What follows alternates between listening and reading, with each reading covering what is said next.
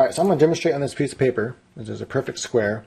And let's imagine that it's 4 feet by 4 feet. So this is the area that my perfect sun Goliath covers. Now, why is it that growing in a perpetual grow, and what I'm about to show you right now is a mathematical evidence that a perpetual grow will give you a bigger yield than if you do all your plants at once. So basically there's two ways that we can go about growing.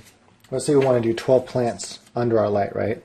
Well, one way we can do it is we can go, try to do 4 plants in 3 rows of 4 plants, or 4 rows of 3 plants. I mean, either way, it's kind of the same thing, right?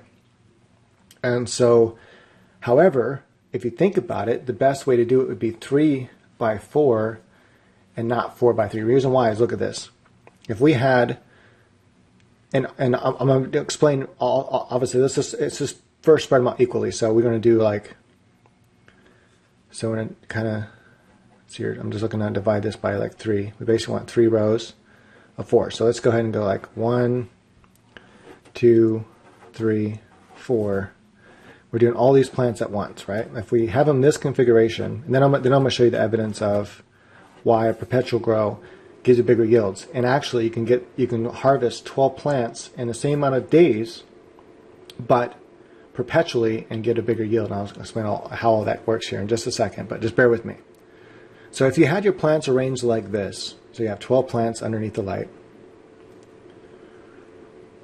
and we know then that if they're 4 plants, if we know this is 4 feet, then we know this is going to be, each plant's going to be taken up about, exactly a foot. These plants at least are going to be, actually all of them, sorry, will be taking up a foot of space. So this is all 1 foot squared, right? Or rather, we know that it's, the 4 by 4 is actually 16 feet squared. So you can technically fit 16 plants under there, but we only want to fit 12 under here. And if each one yields 3 ounces, that gives you more than, again, it's like 2.25 pounds, right? That's the goal. If you can get an average of 3 ounces off each plant. Now, obviously, this plant over here in the corner is not receiving as much light. It doesn't matter what light you use. All these plants here on the edge, the corners receive the less light. So the least amount of par. These plants here on the edge, so these 2, this one, and this one, receive the next least amount of light. So first, the least amount of light would be these ones here. We'll put an X through the least ones. And we'll just put lines, diagonal lines, through the ones that get the next least amount of light. And then the ones with plus signs, they get the most amount of light. Right, so that's how light's designed. That's how all lights are working that way. Now my light's pretty cool because all the way up until the very, very edge, it gets pretty even par, all the way to like 800. And only at the edge it starts dropping off to that 4 foot by 4 foot because the light coverage really, really good. Anyway, so these lights are still going to, these plants, no matter what, are still going to get the least amount of light. So these aren't going to get as much a harvest out of these plants as you will out of this plant here and this plant here. Right? These plants are going to get the biggest harvest. These plants are going to be less. So you should, if you get like 3.5 out of these, you might only get 2.5 out of these, something like that. Overall, you get an average of 3 ounces per plant if you're doing smaller plants in like in 8-liter pots. Okay, so this configuration though is going to make it to where these plants have to take up. I mean, we know that we have more room this way, right? But this way, they're taking up a foot each, so they only can be a foot wide.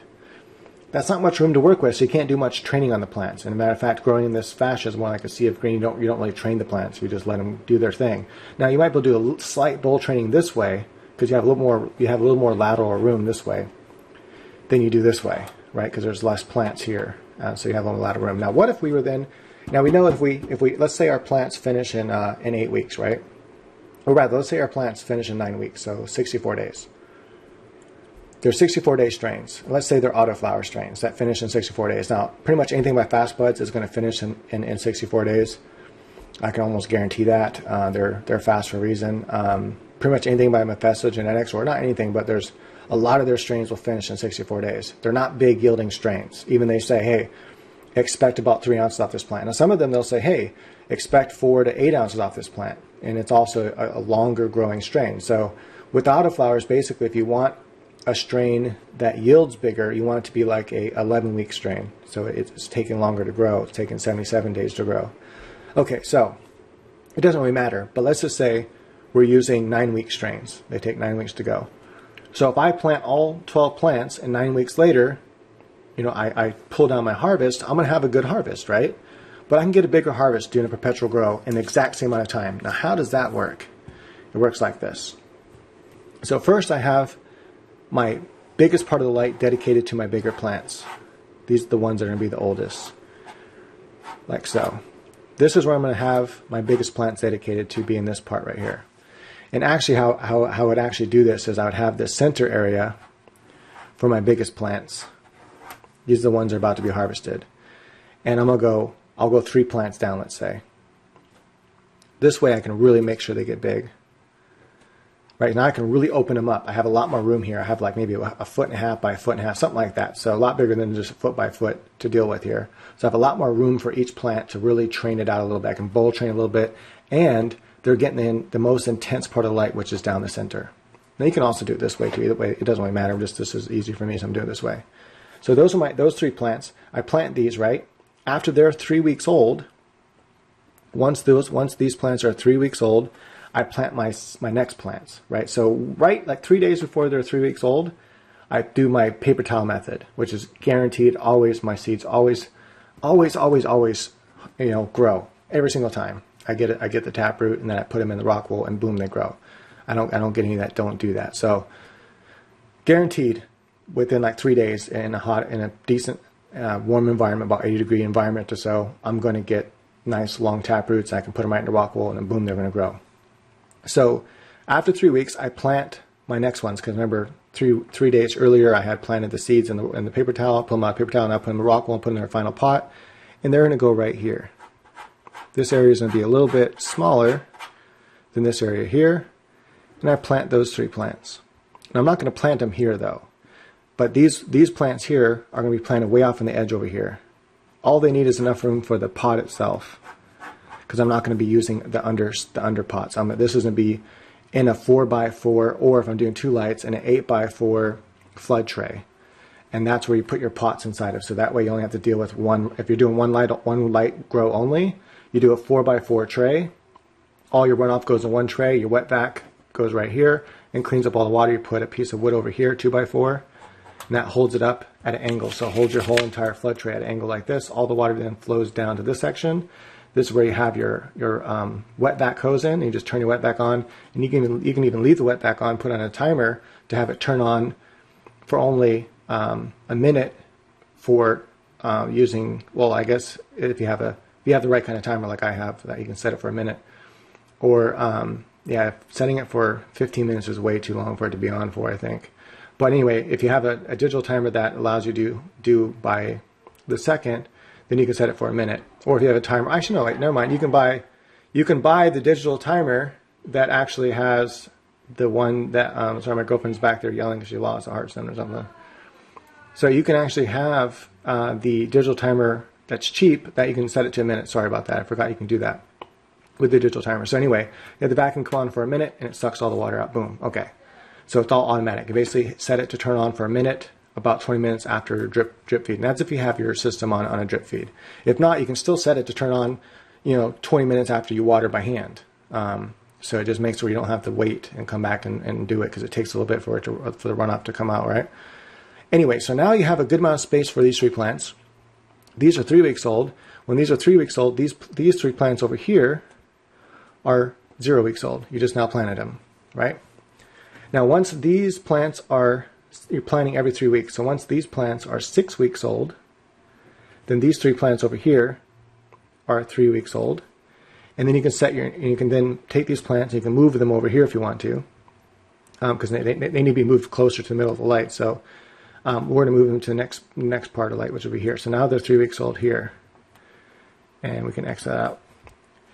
Then we need to plant more plants, right? So now we have the next 3 that are 0. These are where the 0 goes. So whenever they're 0 days old, this is the area they go into, and then these move over here.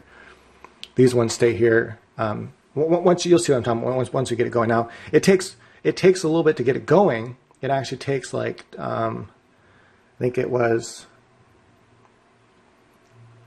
9. Depends on me. I'll tell you in a second how many weeks it takes to get going.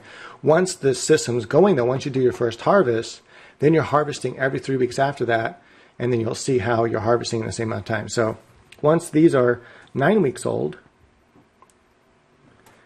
these are now 6 weeks old, right? And then these ones over here are 3 weeks old. We need to put them somewhere, so we can either put them here. So now we got this row that's now 3 weeks old, and this row is the 0 weeks old, right? Now this is the end result right here. This is the end game. So I kind of drew it wrong, and this whole space is kind of left open. So you can see how if I work this out, I get a lot more space for these 3 plants and these 3 plants than I do for these 6 plants. These don't need nearly as much light. Also, you have to make sure that these 6 plants are on buckets, so that way they're higher up above the light, and that way you can lower the light down to 18 inches away from these plants, and it's not going to hurt these plants at all, because they're off to the edge of the light, so they're not getting as much intensity, and they're also further away because these are up on buckets and these aren't, right? Okay. Now you can start to see how you can get a bigger yield, because now this is the end result. So I'm harvesting these plants right now. Notice I only have 3 lights, and they have a lot more space, and the ones I'm harvesting are taking up all this good light. These ones that are 6 weeks old have spent 3 weeks under this section of the light, which is like pretty much these are almost in the center of the light, both these 2 rows. So both, so for, even when you're going through the whole thing, right? So the first plant starts off here, then it goes to here when it's 3 weeks old, so it's still getting really good light right here. This is the very edge light now, it's still getting pretty good light. Then after that, then it jumps over here. So from 3 weeks to 6 weeks, it's getting tons of good light, and then from 6 weeks to 9 weeks, it's getting the best light possible and the most open area, so we can really open the plants up and make sure that light gets really down into all those smaller buds, so that you get bigger yield. So you can see how this is going to give you a much bigger yield in this area than this would right here, because the plants are they're not taking up nearly as much. They're packed, crammed together. Here they have much more space, open space to work with. And I guess to better kind of represent that, we can kind of design it, because we know that over here we only need just enough space for the actual pots, because the plants are only going to get 3 weeks old. It means they're going to be tiny, right? And then we know the next space also only needs to be big enough for the pots, because they're going to be tiny as well, because they're only going to be 3 weeks old. Or, well, actually, these will be 0 days always, and then these will be 3 weeks old, as you can see over here. And then these plants, they're going to be a lot bigger, so we can almost divide this in half for this part of the light here. These plants are 9 weeks old, and these plants over here are 6 weeks old. You can see how much more space they have compared to if you grow with it evenly like that. When you grow with it evenly spaced, they're all crammed up, they're all taking up that light. And then these ones aren't going to get nearly as big, where here, these are all going to get the same size. So when you grow in this perpetual style, the 3 plants you're harvesting are all going to be like 3 ounces or over. None of them are going to be like this one over here. If you grow them all at the same time, these 4 are going to be your least yielding plants, right? They're not going to yield nearly as much as these plants. And so you can see here, you're going to get a much better yield. Now, if you can actually fit 4 plants down this way, then even better for you. I would prefer 4 plants being this way than 4 plants be this way personally. Either way, the result the same. So you can see here that at 9 weeks, I'm harvesting these plants. So you can see at 9, 10, 11, 12, 13, 14, 15, 16, 17, 18. So 18 weeks total to get the whole thing going. Once it's all going, once you make that first harvest, then every 3 weeks you're harvesting. So now what is it? So in order to harvest the full 12 plants, how long does it take? It takes 3, 4, 5, 6, 7, 8, 9, 10, 11, 12. Because every 3 weeks you're harvesting, and it takes 4 times to get the 12 plants, right? Because of 3 weeks times 4, anyway, you get the idea, right? 3 times 4 is 12. So it takes exactly 12, or excuse me, it takes 1, 2, 3, 4, 5, 6, 7, 8, 9. So it's 1, 2, 3. If you do 4 rows of 4, it only take you 3, 4, 5, 6, 7, 8, 9 weeks actually. So you can actually you can have a harvest every 63 days. So the same way as if you were to do it all at once, but you'd have to do 4 rows. So instead of 3, make sure this is 4. So it'd look like this instead. You'd have 1, 2, 3, 4, and we'll go ahead and just kind of color that in so it makes the graphic clearer. Right, so each one of these would have 4 plants instead of 3. fact, we can just go like this really fast. And let's kind of divide this up here like that. So now you have 4 plants like this. So now, in order to get, now you only have to do 3 harvests in order to get 12 plants, and that's every 3 weeks. So 9 times 3, and that would be 63 days, right? So that's awesome. So now every 63 days, you're still harvesting 12 plants, but they're much bigger because you're not having none grow way out here. Hopefully that makes sense why, mathematically, why you'll get bigger yields. Because you're taking advantage of the highest par, versus this is not taking advantage of the highest par for all 12 plants. This is taking advantage of the highest par for all 12 plants. Like when they're over here, they don't need that much light. When they're here, they still don't need that much light, but they're still getting the light they need, right? They're still getting a good like 600 or something like that par, whatever they need. And then when they're here, they're getting a lot of par. Boom, they're getting all the par they need. And when they're here, they're getting maximal par, the par they need to really finish out, get really buff and bulk. That's when they really, especially autos, that last 3 weeks, they really bulk up and get big and dense. So bam, there you have it. If you did 3 plants like this, though, it takes a little bit longer to do perpetual grow, because in order to get the amount of weeks it would take you to get, if you're only doing a row of 3 at a time that you're harvesting, then it would take you 4 times. So it would take you 4 times, so you're just 12. It would take you 12 weeks, which is 84 days to harvest 12 plants. So that would take you a little bit longer, but you're still going to get a better yield than the other one. If you do 4 plants, though, you'll still get a better yield. And because remember, over here we had 4 plants like this. I mean, you have to in order to fit 12 under there. So you can just do 4 plants in a row like we had here. So perpetual grow, and bam, that easy. Now you can also do it every 2 weeks, so it's a little more complicated. I actually drew it down another thing earlier. It's a little more complicated how it works if you want to do it every 2 weeks, because you can't harvest every 2 weeks, because the end result is that at 8 weeks old, they're only like what, 57 days old, so they're not old enough to harvest yet, unless you can get an auto strain or some strain that can harvest that soon. Then you can definitely benefit from that. Anyway, if you do it every 2 weeks, then you have to let this one stay for 1 week extra. So you're still harvesting every 3 weeks. And so after you get to this stage here where you have this is 8 weeks old, this is 6 weeks old, 4 weeks old, 2 weeks old, 0 weeks old, then you have to let them age. So where you're not planting new plants yet, and where this one's 9 weeks, and then you end up with 9, 7, 5, 3, and then 1. And then after that, then you can plant your next one, and then this goes here and so forth, and that has to stay there for 1 extra week. It's a little bit harder, difficult to do, so it's better to figure out how long does the strain you're growing grow for, and then do it that way. That way you're always sure that it's going to finish. And sometimes you might have a plant that needs to go a little bit longer, and then you just let everything just stay in there a little bit longer until you transfer them over and then plant your next plants. Or still plant your next plants every 3 weeks, and just put them off over here to the edge somewhere until you're able to harvest these, and then move them all where they need to move. And so how the moving chairs go then would be like this. Let's see, where's that?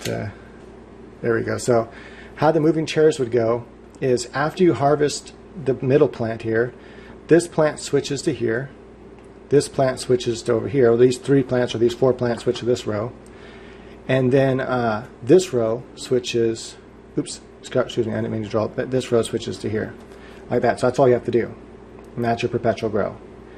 And now you're getting bigger yields for the exact same amount of time used. Also, you're using less electricity to control the humidity, because sweating, flowering plants produce the most humidity. Well, now you only have 6 plants versus 12 plants at a time that are sweating and flowering. These are still in veg. Because remember, the end state is 9 weeks, 6 weeks, 3 weeks, 0 weeks. So no moisture hardly produced, no moisture hardly produced. These are producing a good amount of moisture. These are producing the most. These are still sweating and producing a good amount of moisture. But you only have 6 plants versus 12 at once producing the moisture in that area. Much easier to control the humidity. And so now also if you have humidity control problems when you grow a bunch of plants at once, then try this perpetual grow method, and you're going to find that not only are you going to get bigger yields for the same amount of time, but you're also going to have less humidity to deal with, and it's much easier to keep your humidity under control. And if you don't have a really good dehumidifier, this is the way to go, because it makes it easier to control humidity, and having the humidity controlled absolutely gives you better yields. Humidity is super important. Remember my 3 most important things to a good grow. You think that, you know, being a light guy, you know, a maker of LEDs and a seller of LEDs, an owner of an LED company, that I would tell you light is the most important thing. And that's how you know those fuckers are lying to you, right? Because they're like, oh, light's the most important thing. You got to buy my light. If you don't buy my light, you won't get the best yields possible. No, that's not the most important thing. You can have the best, baddest light in the world, but if your pH is off, fuck your grow. It's not going to matter. You're not going to get the best weed possible. You're not going to get the best yields. If your humidity is way off, you're not going to get the best yields. If your temperatures are way off, you're not going to get the best yields. So the environment is super important. So your 3 things are most important would be your temperature, your humidity, and then finally the pH. If those things are all under control, right? If those things are good, then you can grow with an Apollo light and still get a good yield. But if you use a better light with better spectrum, will you get a slightly better yield? Yes. Will you get a slightly better trichome production? Yes. You know, so basically, like if you were to use a Gavita versus a, let's say a Goliath, the Goliath will give you a better yield. The Goliath will give you a better buds, better denser buds. You know, a little more trichome production because of the spectrum. But the Gavita is still going to like give you a really good yield as well. And I'm going to be showing a video why that is. Let's just say instead of a Gavita, let's just say 1,000 watt HPS, because I already know it beats that. That's already been tried and proven and true. I'm going to show here in a video soon showing the Gavita, because the Gavita you have to grow out 3 feet away from the plants. Otherwise you'll burn them, right? The light's too powerful, or you have to put in a mover. Then you can't move it too far, otherwise you're still stretching out your yield. Like if you move it full 8 feet, you're still only going to get around 2 pounds, 2.5 pounds off the light. Versus if it was stationary at 3 feet high, you're still going to get 2 pounds. Some people get 3 pounds off of them, I guess. But anyway, so yeah, there you have it, folks. I can actually show you how with a Goliath, using an 8x4 area, how you can use Goliaths and use less electricity than if you were to use Gavitas and get actually more weight out of that area and using less electricity. So it's pretty awesome. I'll be showing all that in that video. But I'll be taking some live PAR and Lux readings of the. Well, I'll just stick with Lux or excuse me, with PAR readings because it's pretty much the same thing. But maybe I'll go ahead and do quick Lux readings as well, just to kind of show it after the video, like after all the PAR's done. Then, like, hey, if you want to stick around for more boring measurements, then you can. But yeah, so this absolutely awesome. This is absolutely awesome knowledge, folks. This is something that I figured out on my own with doing a perpetual grow, and I'm not. I mean, other people might have also figured it out on their own. It's not like it's such a unique concept that I'm sure it's been done before. I just never seen anybody do it or read about anywhere doing it this way. But I've proven it in this video that you can definitely get the exact same amount of plants yielded in the exact same amount of time versus doing them all at once or versus doing them in like a perpetual grow style. Again, the only thing that takes a little bit longer is the initial startup. That takes a little bit longer. That is, it takes 12 weeks to get everything going. Because think about it. By the time you harvest these are still 6 weeks behind. So you've only harvested 3 plants or 4 plants. Let's say we're doing 4 instead of 3 in this row. You've only harvested 4 plants. You're still having to wait 3 weeks for these to harvest the next 4, and then 3 weeks to harvest the next 4, and then 3 weeks to harvest the next 4. So by the time you initially harvest everything, so basically once you get to this point where you harvest this first 4, from that point on, so it takes you 9 weeks just to harvest 4 plants. But from that point on, every 3 weeks you're harvesting 4 plants, which means every 63 days you're harvesting 12 plants. And you're getting bigger yields than what you would have if you grew them all at the same time. So just something to think about. It does make it a lot easier too. It's easier to manage these plants because these ones you don't have to water nearly as much. These ones would be getting veg food. These ones would be getting bloom food. And you wouldn't have to, that's the only downside of it is but even if you're doing this, most likely you still have other plants in another room or another tent or something like that you're growing out. See this right here, you don't have to do that. You can grow, if you grow this way, you have to have all these 12 plants are taking up all the area, right? That's your flower room. You still have to have another room to get the next batch ready if you want to try to cut time down at all. Or if you're just using it, wait till these are all harvested and then putting your next plants, then you can do it that way as well. But anyway, and then same thing here though, This, though, allows you to use all one grow space, especially if they're autoflowers. Now, this only works with autoflowers as far as, you know, veg versus flower. Now, if you want to do a perpetual harvest like this with regulars, you can. And even with that, by regulars I mean photoperiods. I shouldn't say regulars, because regulars means non-feminized, means you can get male or female seeds. But if you're doing from clone and you're doing just, these are just flowers, you can still do it, just flower room, you can still do it and still get a better harvest out of it that way. So you can make it to where you're plugging plants in here, let's say every 2 weeks. So every 2 weeks you're harvesting 4 plants. And so now you have, it only takes you 8 weeks to harvest 12 plants versus it takes you, 2 months to harvest 12 plants if they're all growing at the same time. Because it takes about, let's just go by days. It takes about 60 days or so from clone. It depends what strain you have, but it takes around 60 days for all of them, about 63 or so, for all of them to finish. But let's just say it takes 60 days for all 12 of these to finish, if they're all put in at the same time, from veg to, or from you probably don't veg very long. You just veg a short amount of time, because if you want to fit 12 plants under one light, they better be only like a foot tall when you throw them in there, because they're going to stretch, especially with HPS light. With my light, they won't stretch nearly as much. But anyway, if you do it this way, you can actually I should probably use the piece of paper there we go, there's the diagram, looks a little better. So now every 2 weeks you can be harvesting 4 plants, and so now you have your bedroom over here, whatever, vegging your plants, and over here is your flower room, and every 2 weeks you're harvesting 4 plants. So every 8 weeks, that would be hecka fast, like 57 days I think it is. Every 57 days you're harvesting every 57 days you're harvesting 12 plants, sorry. That's much faster than over here. And you have more room to work with. They can get bigger because of this space ratio.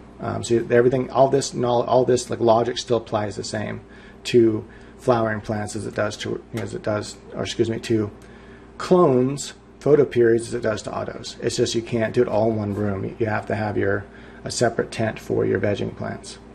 But there you go, folks. So that's how you can do it. And you can have the same. You need the same setup in your bedroom too, to where you have every 2 weeks you're taking more clones and make sure they're rooting up. But yeah, so it makes it a little bit harder, because some clone faster than others and that sort of thing. With seedlings, with autos, even with regulars, if you do seedlings, it's just much easier to make sure that they all can grow at the same amount of speed and everything. With clones, some will, like I said, some will root a little bit faster than others. So you want to have a bunch of clones ready to go, that are rooted and are ready to put into rock wool and then into their whatever pots you want to put them in. And so you'd have, your first row of 4, that'd be the oldest ones, the ones that are ready to go over here, the ones that are like, they've been vegging for just long enough to get about a foot tall. And then you have your next row that are just getting started. Then you have your clones that are just waiting to go here. And so then you always have plants to put over here when you harvest 4, and then boom, put the other 4, and then you redo this, and you just keep those 2 tents going. You need a much smaller tent for the vegging plants. But yeah, that also keeps the humidity down as well, because then you only have 6 plants that are really a lot bigger. The other plants are a lot smaller and just starting to get flowers on them. First row obviously has no flowers at all. Second row might barely have the beginning of flower, but probably not. And then these 2 rows are going to have your flowers on them. This one being the ones that are ready to harvest. This one being about 2 weeks away from harvest, and still so it has to have some good flowers on them that are nice sized. Thank you for watching. Double peace. Hopefully this helps you guys kind of figure out how you can take better advantage of your space, especially for autoflower growers. I mean, this is so beneficial for autoflower growers. It really is. And that's the way I'm going to be doing my next grow. But I might do one grow like this first, just so you guys can see the difference. And just so you guys can see how much I can pop out of one Gavita, or one Goliath, sorry, with 12 plants. See if I can't bust that myself with autos, using something like, I really want to do the mephistogenetic. So using mephistogenetic autoflowers, and that they themselves, they only get like, some of them barely get 3 ounces. Some of them get a little bit over 3 ounces, but they're not very big yielders, but they're fire, like super awesome. Just look like absolute fire, like crazy trichome production. So that's what I'm going for. I'm going for the strong, awesome, beautiful looking weed. And so I don't really care if they're not going to get that big, I don't need them to. I just need them to give me an average of 3 ounces a piece, which I think would be pretty doable in this kind of setup. So, whereas this kind of setup would be a lot harder because I might not be able to average out the same. All right, guys, sorry for that little extra bit of knowledge or rambling. Again, double peace.